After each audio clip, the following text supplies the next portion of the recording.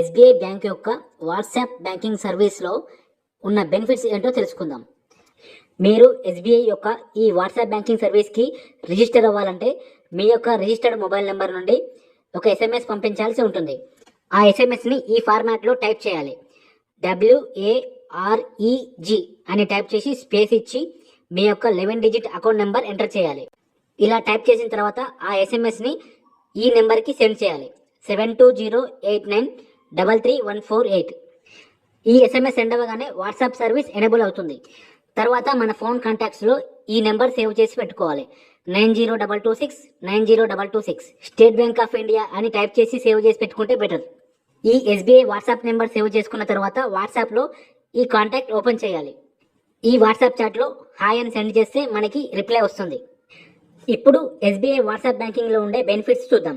first get balance, అంటే ఇక్కడ మనం బ్యాలెన్స్